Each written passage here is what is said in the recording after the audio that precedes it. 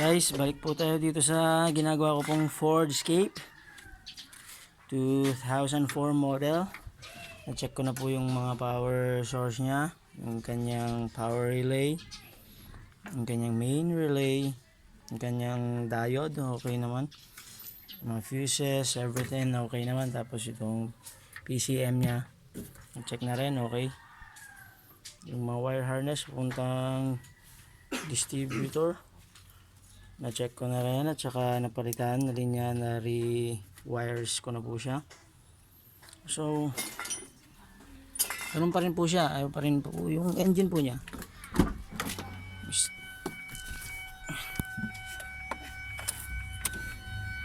Ayan po, ayaw po siyang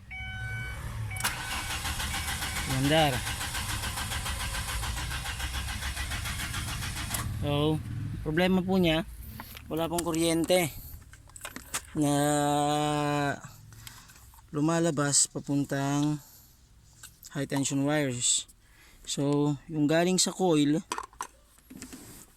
wala siyang dinideliver na kuryente papunta sa coil.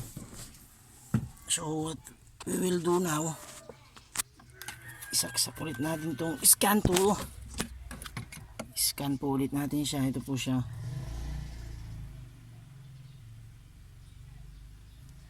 Isaksak lang po natin dito sa OBD port. Ayan na.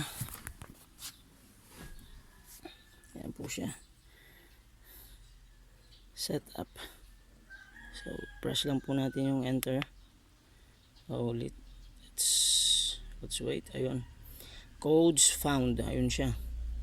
So press po ulit natin yung enter. Read codes.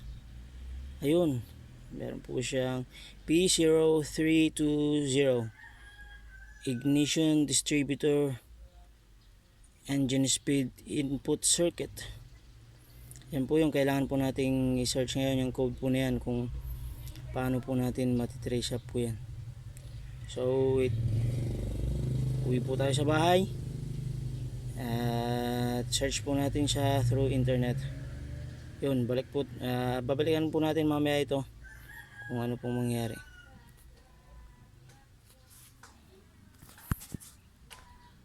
Thank you guys for watching.